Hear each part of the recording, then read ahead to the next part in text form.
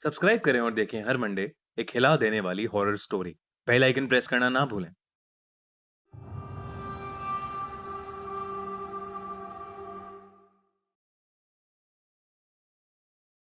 आप सभी ने ग्रैनी हॉरर गेम के बारे में तो सुना ही होगा। आजकल इस गेम का क्रेज बहुत सारे लोगों में काफी ज्यादा बढ़ गया है। उनमें से एक है रहीम, जिसने हमें इस वीडियो की स्टोरी भेजी है।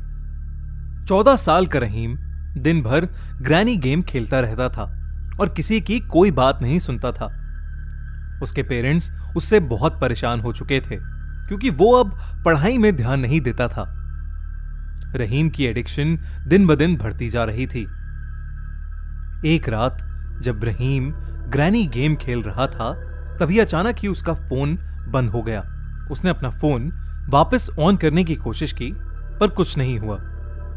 रहीम को लगा कि शायद उसके फोन की बैटरी खत्म हो गई है, तो वो अपनी अलमारी से चार्जर निकालने के लिए उठा। तभी उसे लगा कि जैसे उसके कमरे की तरफ कोई आ रहा है। उसने दरवाजा खोलकर देखा तो वहां दूर दूर तक कोई नहीं था। रहीम ने अपना चार्जर निकाला और फोन को चार्जिंग पर लगा दिया। उसने फिर अपना फोन ऑन करने की कोशिश की, पर उसका फोन फिर भी ऑन नहीं हुआ। वो फोन ठीक ही कर रहा था कि तभी उसके कमरे का दरवाजा झटके से खुला और फिर धीरे से अपने आप बंद हो गया। रहीम थोड़ा घबराहट में दरवाजे की तरफ देख रहा था कि तभी दरवाजे के पास लगे हुए शीशे में उसे एक साया दिखा। लाइट ऑफ होने की वजह से वो साफ साफ नहीं देख पा रहा था, लेकिन जब रहीम उस शीशे के पास गया तो उसके पैरों तले जमीन खिसक गई। शीशे में उसे एक बूढ़ी औरत दिख रही थी, जिसकी आंखें पूरी तरह सफेद थीं। मुंह से हल्का सा खून बह रहा था और चेहरे पर एक बहुत ही डरावनी स्माइल थी। रहीम तो जैसे तैसे वहां जम सा गया। वो एक टक लगाए उसी औरत को देखे जा रहा था और तभी उसे लगा कि जैसे वो औरत उस शीशे से बाहर आने की कोशिश कर रही है।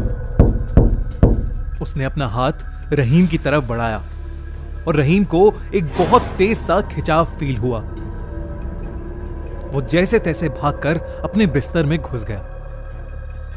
थोड़ी देर के लिए उसे ऐसा लगा जैसे अब उसके कमरे में कोई नहीं है, तो उसने अपने मुंह से चद्दर हटाई, पर वो बूढ़ी औरत ठीक उसके सामने हवा में झूल रही थी।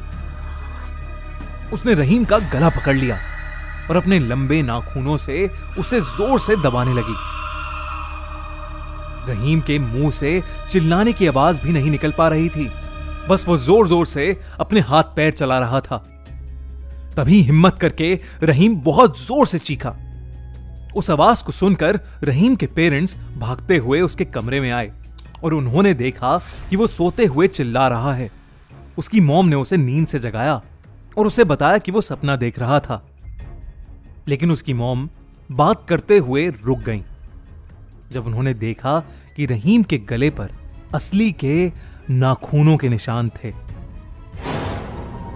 उस दिन के बाद से रहीम ने हॉरर गेम्स खेलना छोड़ दिया।